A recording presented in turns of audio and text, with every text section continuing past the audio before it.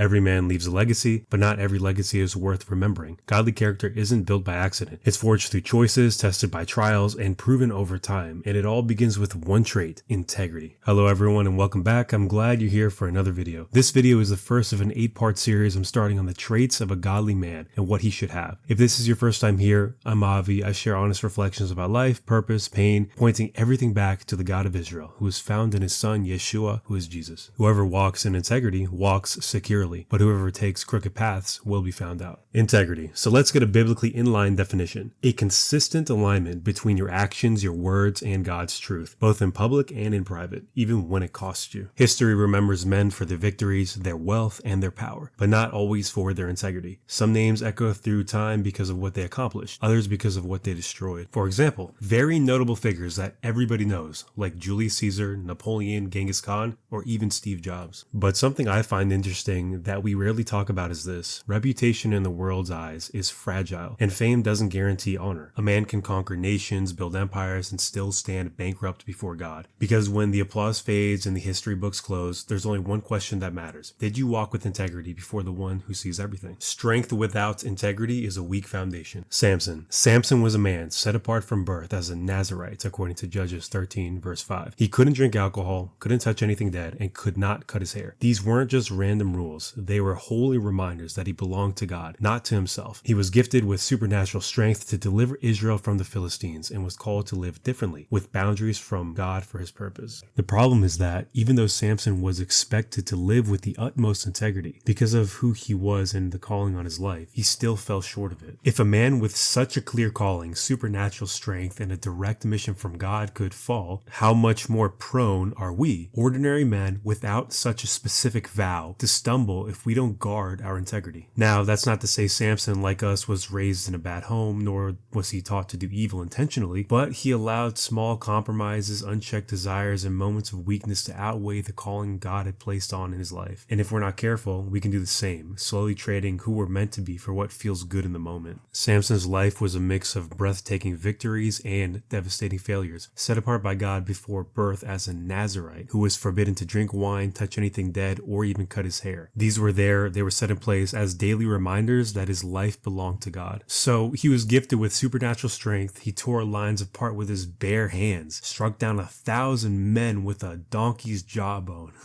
and carried the gates of a city on his shoulders. But over time, small compromises crept in, touching dead things, seeking women who did not share his faith, and revealing his secret to Delilah. Those choices cost him everything: his freedom, his strength, and even his sight, as the Philistines bound him in chains and forced him to grind grain like an animal. And the same pattern can play out in our lives today. We may not be tearing down city gates or facing Philistines, but we're tested in the workplace when no one is watching, in the faithfulness of our relationships, in how we handle our finances and debts, and our sexual purity, and how we lead our families. Integrity isn't usually lost in one dramatic moment. It's chipped away by daily decisions. The question is, when the pressure comes, will we stand, or will we trade our calling for what feels good in the moment? So, the traits we must pursue, what are they? Samson's life warns us that power without integrity leads to collapse. So what are the traits we should be cultivating if we want our integrity to stand firm? I will keep it super simple, and it's all found in this one verse. Galatians 5:22-23, which are the fruit of the Spirit, which are also interchangeably defined as godly characteristics for easier understanding. First and foremost, you have love, the foundation of integrity. The foundation of everything we talk about has to be done in love, choosing the good of others before self. Joy, living with a thankful heart and not bitterness. Peace, being steady and trustworthy, not chaotic or double-minded. Patience, showing grace when people fall short. Kindness, treating others gently and not harshly. Goodness, doing what is right even when no one sees. Faithfulness, keeping your word and standing firm. Gentleness, strength under control, respecting others. And self-control, mastering desires so they don't master you. So integrity isn't just about good behavior. It's about a life that flows from the Spirit, not from our own goodness. The fruit of God's Spirit are the evidence of integrity because they shape a life that is consistent with God's character. So while the fruit themselves aren't defined as integrity, they are the practical expression of it. The cost and reward of integrity. Before you choose integrity, understand one thing. Integrity does cost. What I mean is this: there is a cost associated with integrity. It will cost you opportunities that require you to bend the truth. It will cost you relationships when you refuse to compromise your convictions. convictions. It may cost you money when you choose honesty in your business dealings. It might even cost you your comfort when you take responsibility instead of shifting blame. That's why Psalm 15:4 describes a godly man as one who often keeps an oath even when it hurts and does not change their mind. Integrity is not cheap. It will always demand something of you. But also understand this, with that cost comes reward. There are rewards associated with integrity. But here's the thing. The cost is always worth it because integrity builds trust and trust builds influence. It gives you peace at night knowing you have nothing to hide. It earns the respect of others who matter most, and more importantly, it honors God. Integrity might close certain doors, but the doors it leaves open are the ones you actually want to walk through. Psalm 15 describes such a man as one who may dwell in the Lord's presence, a man whose life is steady, secure, and unshaken. That is the reward of living with integrity. I want to end with a passage from the story of Joseph, Genesis 39. Joseph was brought into a foreign land, stripped of family, comfort, and support. Yet he held onto the teachings of his father and remained faithful to God. Even with no one watching, no one to encourage him, and no one to hold him accountable, Joseph chose integrity. And what happened? What was the result of all that? Potiphar, the leader of the house, recognized it. He saw that everything Joseph touched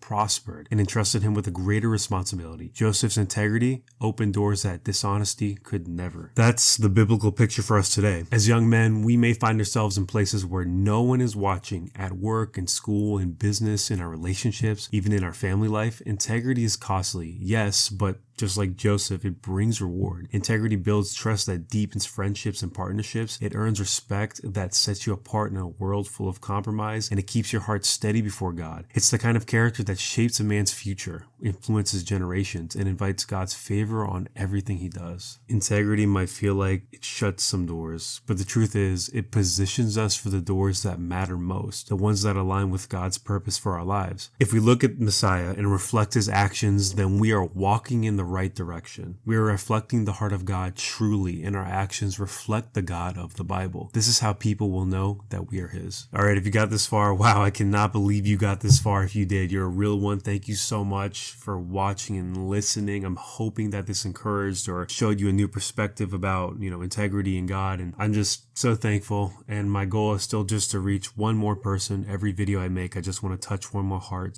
seek one more soul. So if you have anything to say, please leave a comment. I will respond to every single one. Like the video, subscribe for more, and we will see you in the next video in the series.